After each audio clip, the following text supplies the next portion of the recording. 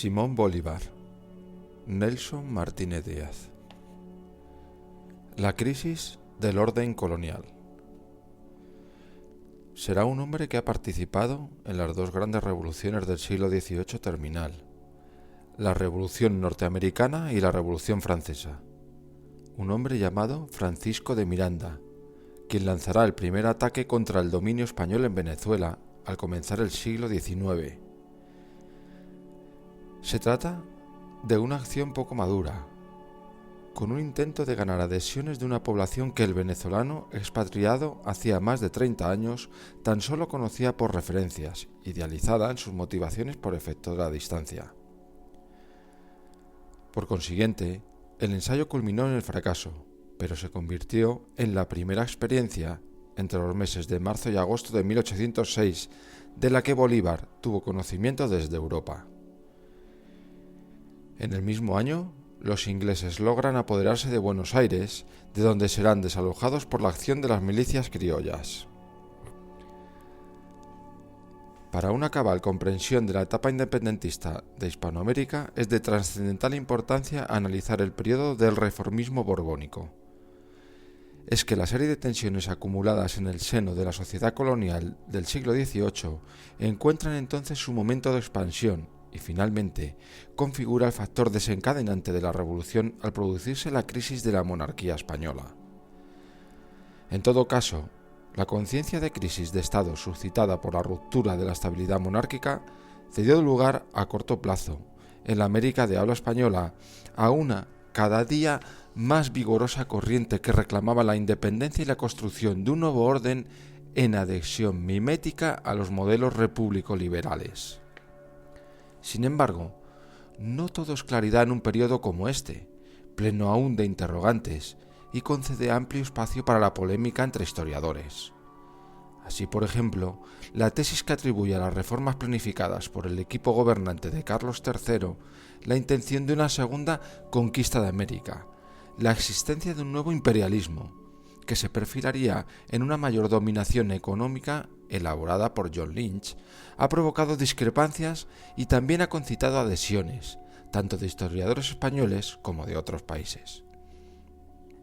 Por otra parte, las medidas económicas se inscriben en la coyuntura alcista del siglo XVIII, identificándose con el incremento de la actividad comercial entre la península y sus territorios de América, particularmente con la entrada en vigor del Reglamento del Comercio Libre promulgado en 1778. Claro está que el desarrollo del intercambio conoce periodos de retracción e interrupciones.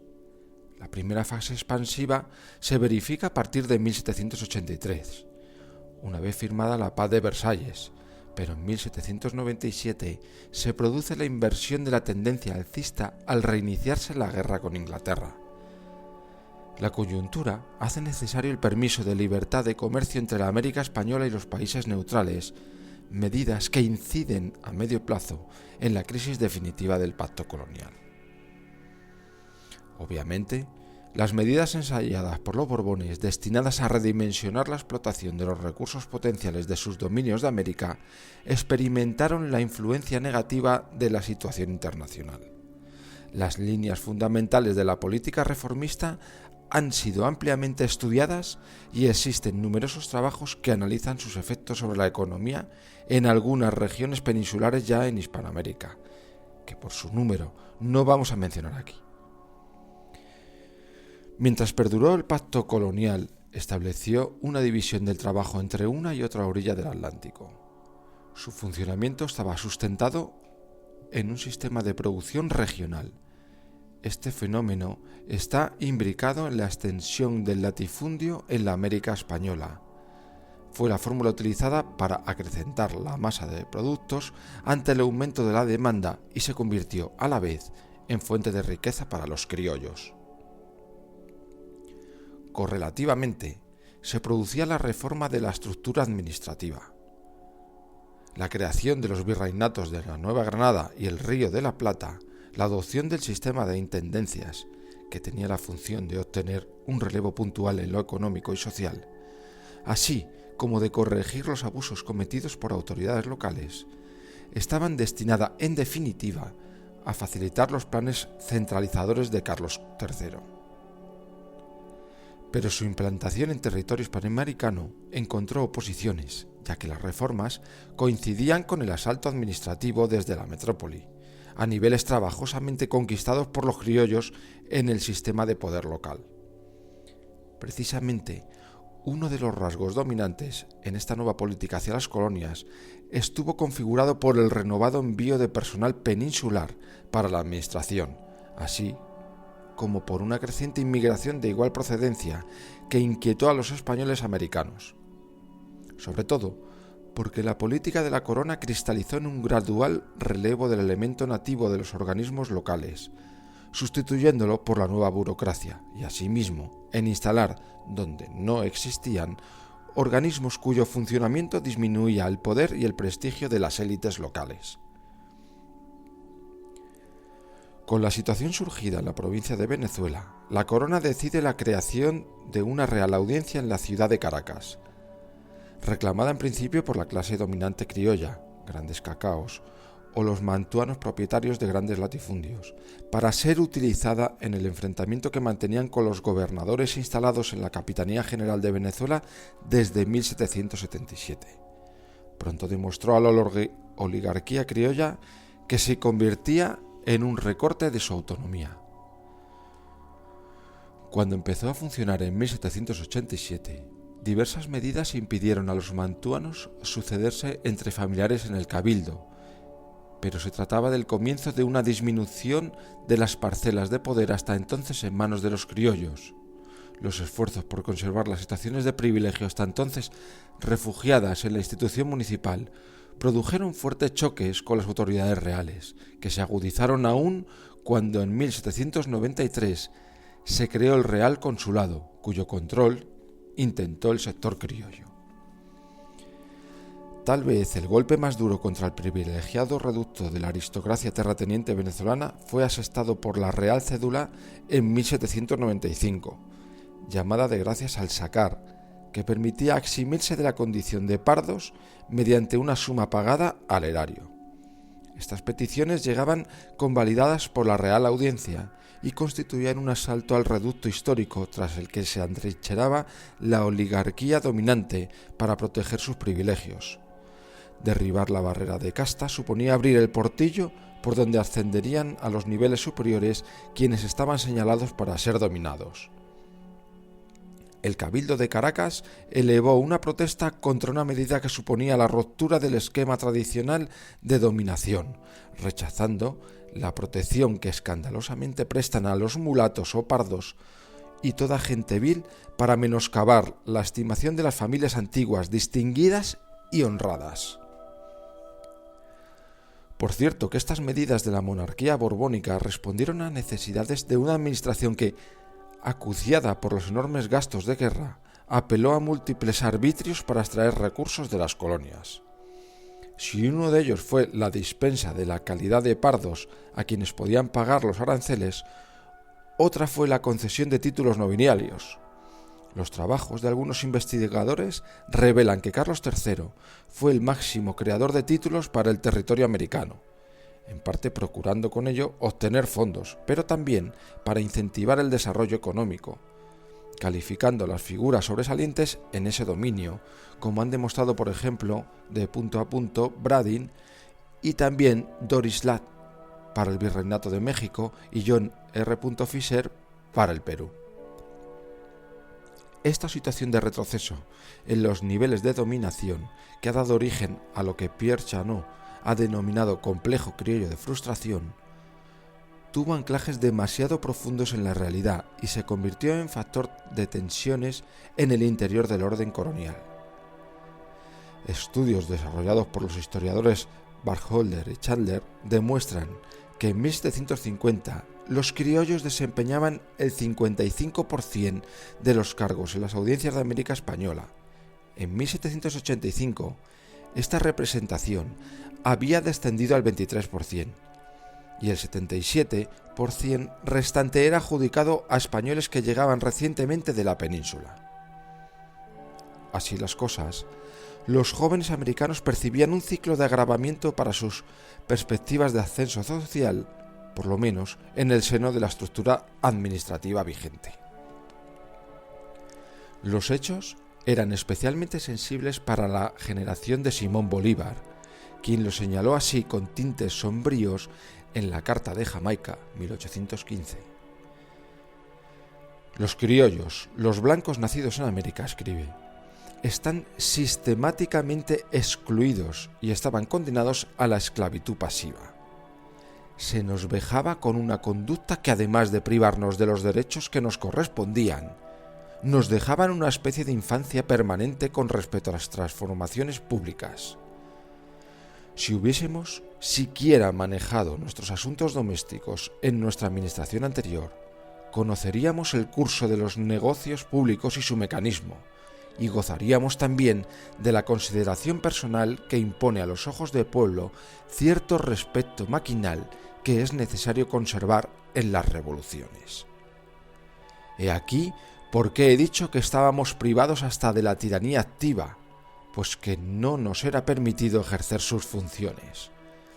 El enfoque negativo era aún más acusado en aquellos criollos que habían recibido educación en universidades hispanoamericanas, que gozaban ya de sólida tradición intelectual, como por ejemplo la de Caracas, y estimaban en consecuencia poseer un buen conocimiento de los problemas existentes en su espacio regional.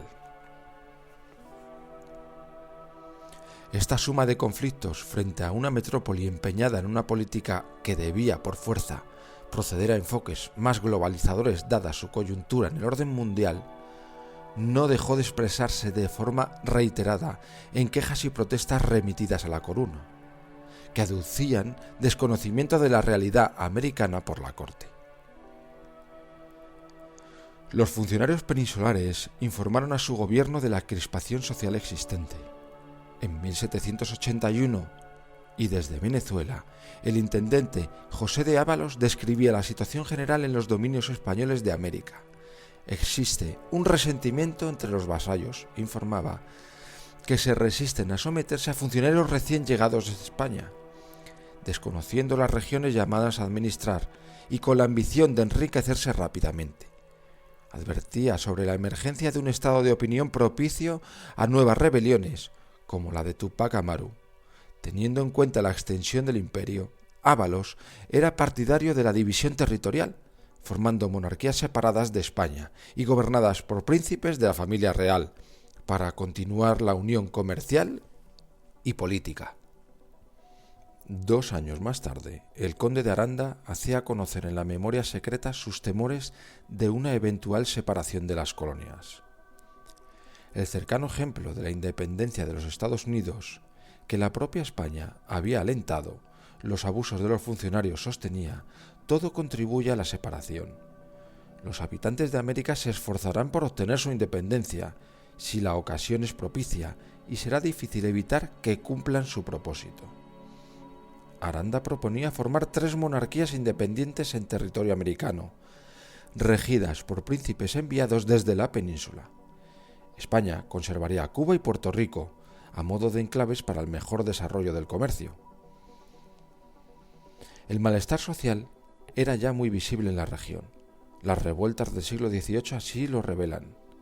Entre 1730 y 1733, la rebelión de Andresote, en 1741, el motín de San Felipe, en 1740, el levantamiento de Juan Francisco de León, en 1781, la insurrección de los comuneros de Mérida, en 1795, la del mulato José Leonardo Chirinos y casi al finalizar el siglo, la conspiración de Gual y España. La urgencia por incrementar el sistema de seguridad del imperio, acosado por las potencias europeas y en especial por Inglaterra, en sus reductos coloniales, propició la formación de los cuerpos militares americanos que, a la postre, serían elemento decisivo para la causa de la emancipación. España carecía de recursos financieros y de hombres para mantener ejércitos permanentes en todo el territorio americano, por lo que se arbitró la solución de crear milicias en las regiones de mayor importancia. La constitución de estos cuerpos elevó, sin duda, la eficacia defensiva del imperio, al tiempo que generó un mecanismo de ascenso social por la extensión del foro militar a los criollos.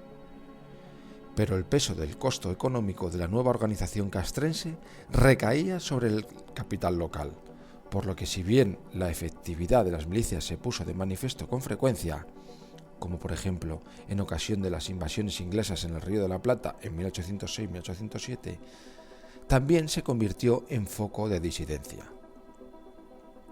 Entretanto, en el mundo colonial se había desarrollado una burguesía nativa que agrupaba mineros, comerciantes y hacendados. Se trataba, es cierto, de una clase social periférica dentro de la península, dependiente de muchas decisiones metropolitanas, pero se mostró capacitada para elaborar esquemas económicos que incluían la explotación de la tierra, la minería y el comercio, así como para instalar casas filiales en varias regiones americanas. Estos grupos minoritarios, pero dotados de poderío económico y sólido prestigio en el estamento criollo, contribuyeron definitivamente a quebrar los marcos del orden tradicional. Junto a esto, en el siglo XVIII, modela una conciencia revolucionaria caracterizada por un núcleo de ideas que la invisten de un sesgo militante y combativo, haciendo aflorar las tensiones y los conflictos latentes en la conquista de un espacio político por los grupos sociales en ascenso. Estos grupos sociales, que destruyen los valores heroicos de la tradición señorial, se sienten atraídos pese a todo por las formas de vida aristocrática. Los principios que se ponen de moda son la tolerancia, la libertad, la igualdad, la fraternidad, pero la burguesía revolucionaria se mostró dispuesta a virar a la derecha cuando los estamentos más bajos de la sociedad comenzaron a presionar para obtener una participación más activa en el proceso político-social. En este periodo se produce un redimensionamiento del concepto español sobre el imperio. Este concepto estuvo conformado por dos vertientes. La primera, que entendía el dominio colonial como un conjunto de pueblos sujeto a la autoridad patrimonial de la corona. Había surgido en la época fundacional del imperio en Indias, durante el siglo XVI. El clero lo había difundido en múltiples discursos y sermones en América y fue revalorizada en el siglo XVIII para la teoría política de los Borbones. La segunda vertiente, instrumentada en la época de Carlos III, concebía los territorios de ultramar como un sector productivo destinado al engrandecimiento de la metrópoli y había sido fabricado por la intensa labor reformista ya mencionada. El discurso revolucionario de América fue, a su vez, obra de minorías de ciertos grupos de criollos, blancos o mestizos, a cuyo rápido ascenso al poder se oponía, como único obstáculo, la presencia metropolitana. Las grandes masas de negros e indios se inhibieron en el momento de iniciarse la emancipación e incluso estuvieron con frecuencia del lado metropolitano.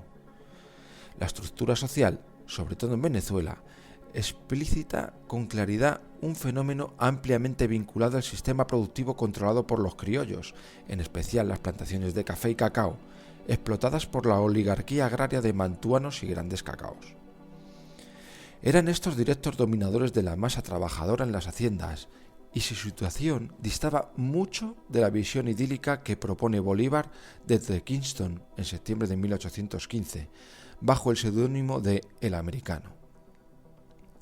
El esclavo, en la América española, afirma, vegeta abandonado en las haciendas, gozando, por decirlo así, de su inacción, de la hacienda, de su señor y de una gran parte de los bienes de la libertad. Y como la religión le ha persuadido que es un deber sagrado servir, ha nacido y existido en esta dependencia doméstica, se considera en su estado natural como un miembro de la familia de su amo, a quien ama y respeta. Se trata de un texto negador de una existencia de una explotación del esclavo, redactado con una clara intención política, convencer a los ingleses, eventuales aliados de la Revolución Criolla, de la imposibilidad de que ésta derivara hacia cauces de radicalización social al estilo de lo ocurrido en Haití. Más adelante, esta actitud mostraría un cambio significativo con la decisión de liberar a los esclavos. Lo cierto es que la administración española representó entonces para negros e indios un cierto recurso de amparo, aunque de reducidos alcances frente a los dueños de las plantaciones. Como señala Pierre Chanot, Se comprendía así que en regla general la profundidad del compromiso y en especial al momento de la independencia sean inversamente proporcionales a la masa de indios y negros dominados. Incluso en una de las etapas de mayor radicalización revolucionaria, las masas de llaneros venezolanos seguirán al asturiano José Tomás Boves para enfrentarse, junto con los realistas, al núcleo social conformado por los hacendados y la burguesía ilustrada de Caracas. Por último, una desigual presencia de la conciencia revolucionaria en el espacio histórico hispanoamericano, pese a los estallidos de protesta que conocen el siglo XVIII, es un factor que clarifica la aparición tardía de los impulsos políticos emancipadores, que no despliegan su acción en el momento en que la capacidad de respuesta de España se encontraba considerablemente debilitada por una década de casi continua acción naval inglesa, a partir de 1797. Sin duda, la Ilustración creó un clima intelectual de opinión que hizo acariciar ideas emancipadoras, como se ha señalado con frecuencia, al tiempo que el proceso de Revolución Francesa contribuyó a crear una imagen más definida del Estado nacional burgués. En la España del siglo XVIII, la Ilustración contó con importantes difusores, entre los cuales destaca la figura del benedictino Fray Benito Jerónimo Feijoo, cuya obra concurrió a la formación de una conciencia crítica en la América española. Pero será en la segunda mitad del siglo, durante el reinado de Carlos III, 1750-1788, cuando la Ilustración encuentre sus mejores exponentes en los ministros Aranda, Campomanes y Floridablanca. También impulsaron este desarrollo los economistas como Campmany, Guard y Ustariz, así como Jovellanos, aunque este último el acento teórico recayó sobre el modelo del despotismo ilustrado. No obstante, los movimientos juntistas de 1808 reconocen todavía sus antecedentes en Francisco Suárez y su sistematización de la doctrina tomista sobre la soberanía popular, según la cual la potestad de los reyes emanó originariamente de la comunidad y revierte al pueblo cuando el poder del trono queda vacante o cesa. Ideas cuya difusión en la América española introdujeron las universidades. Por consiguiente, durante el periodo 1808-1810, el movimiento juntista americano sigue la línea ideológica peninsular en la defensa y en la custodia de los derechos de Fernando VII. En 1810, la situación experimentó un cambio radical. Se pueden identificar las ideas de la Ilustración en escritos, proclamas y propuestas revolucionarias. ¿Debe considerarse esto como una demostración de la velocidad con que se desplazan las ideas? La realidad responde siguiendo una lenta transformación. Parece innegable que ésta sobrevino a través de la fórmula española elaborada por Feijoo y los ilustrados peninsulares primero, por los autores franceses cuyos libros circularon en América, asimismo portando ideas más radicales dirigidas a modificar la realidad política y social. Era todo un programa de cambio destinado a converger con las ideas proporcionadas por la doctrina de Francisco Suárez y que produciría un resultado histórico de proyecciones revolucionarias cuando la estructura de poder entró en crisis en la metrópoli, y esta crisis se prolongó en el tiempo. El propio Bolívar lo reconoce así en la Carta de Jamaica, documento en el cual desarrolla el problema de legitimidad y legitimidad esgrimido por las juntas americanas de 1810. La regencia, a los ojos de los criollos, carecía de legitimidad para atribuirse la representación de los pueblos de América, incluso por razones históricas. El Libertador desliza aquí un argumento que Fray Servando Teresa de Mier había desarrollado en su Historia de la Revolución de la Nueva España, publicada en Londres en el año 1813, bajo el seudónimo de José Guerra. Se fundamenta en las casas, que también sirve de base a Bolívar en su alegato, para afirmar que en las leyes de Indias existe un pacto explícito por el cual todo pueblo americano es igual al español, y ello le coloca en libertad de adoptar el gobierno que le parezca oportuno, e incluso la independencia, como era el caso actual. Esta es nuestra Magna Carta, afirmaba Mier, señalando la similitud de este pacto con el establecido entre los ingleses y su soberano en 1215. A su vez, Bolívar afirma: el emperador Carlos V formó un pacto con los descubridores, conquistadores y pobladores de América, que, como dice Guerra, es nuestro contrato social. Los reyes de España convinieron solemnemente con ellos que lo ejecutasen por su cuenta y riesgo, prohibiéndole hacerlo a costa de la Real Hacienda. Y por esta razón se les concedía que fuesen señores de la tierra, que organizasen la administración y ejerciesen la judicatura en apelación, con otras muchas exenciones y privilegios que sería prolijo detallar. El rey se comprometió a no enajenar jamás las provincias americanas, como que a él no tocara otra jurisdicción que la del Alto Dominio, siendo una especie de propiedad feudal la que allí tenían los conquistadores para sí y sus descendientes. Al mismo tiempo, existen leyes expresas que favorecen exclusivamente a los naturales del país originarios de España en cuanto a empleos civiles, eclesiásticos y de rentas. Por manera que, con una violación manifiesta de las leyes y de los pactos subsistentes, se han visto despojar a aquellos naturales de la autoridad constitucional que les daba su código. De cuanto he referido, será fácil colegir que la América no estaba preparada para desprenderse de la metrópoli, como súbitamente sucedió, por el efecto de las ilegítimas sucesiones de Bayona y por la inicua guerra que la regencia nos declaró, sin derecho alguno para ello, no sólo por la falta de justicia, sino también de legitimidad. Las primeras secuencias de este agitado proceso se habían desarrollado en 1808, con la llegada a Caracas del emisario del Supremo Consejo de Indias, que pedía el reconocimiento de José Bonaparte, en esa instancia en el trono de España.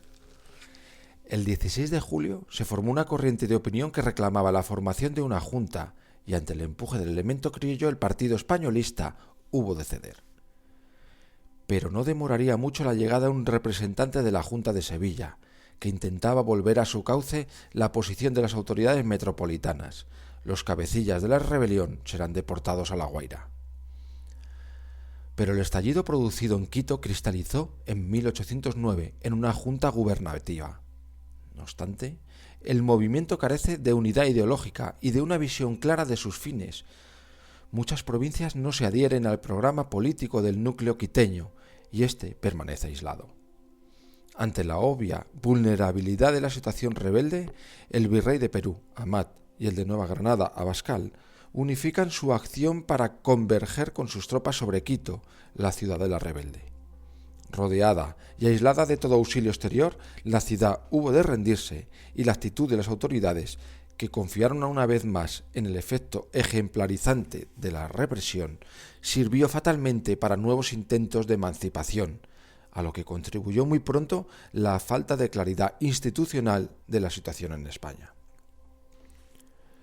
En 1809 llega a Caracas el capitán general Vicente Emparán, hombre de espíritu liberal que trae la noticia de un decreto de la Junta de Sevilla.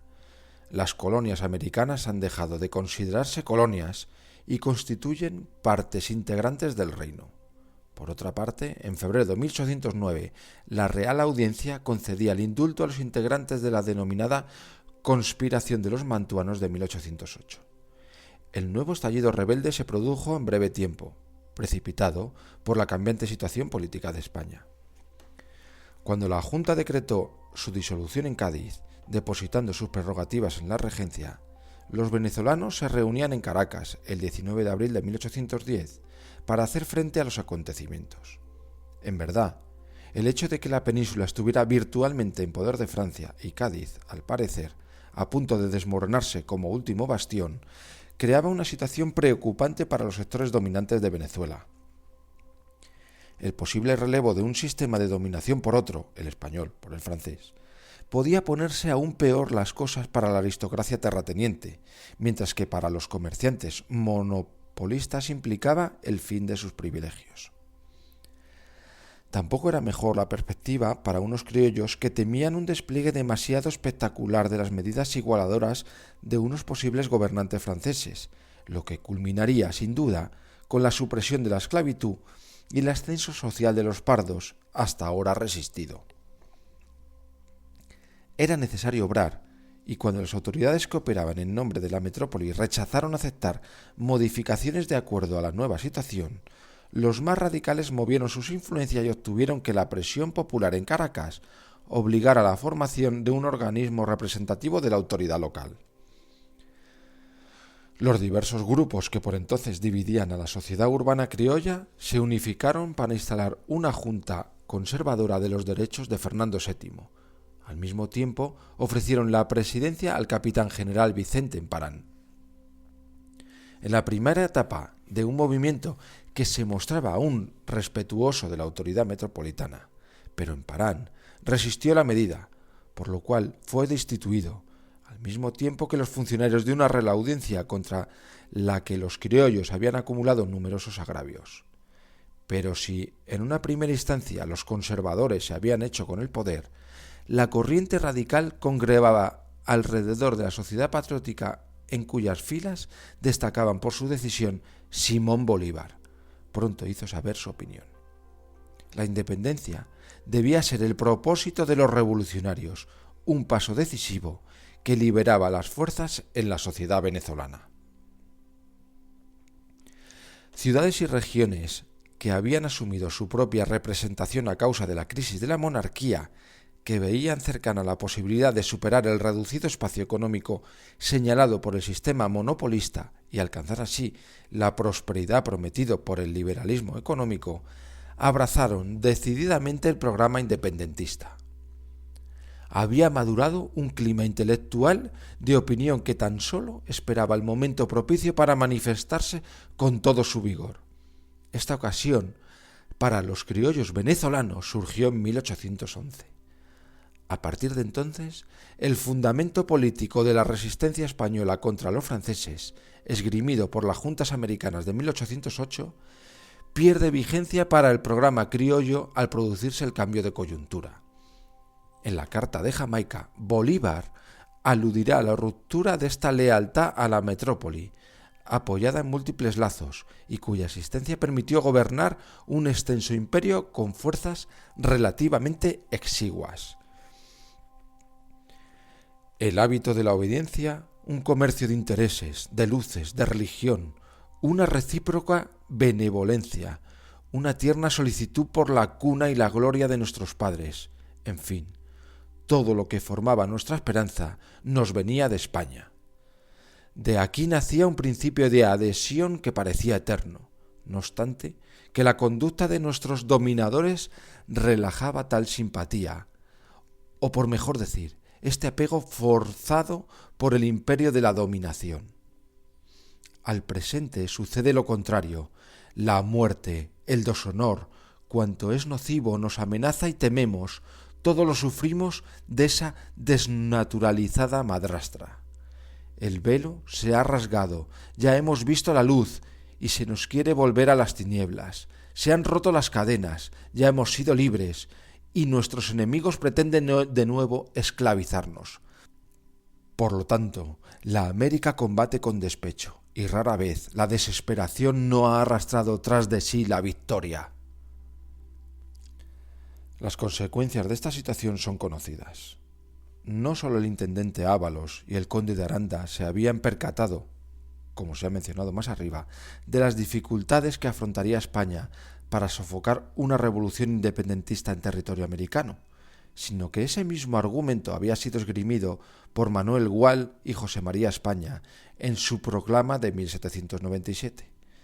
La gran distancia que media entre este país y la Europa es una ventaja considerable para nosotros. En definitiva, la burguesía criolla, que había recibido con malestar la presión administrativa y fiscal de la segunda mitad del siglo XVIII, se levantaría contra la sujeción metropolitana. La revolución burguesa, fracasada en España a principios del siglo XIX, encontraba continuidad y su cristalización en América por los criollos.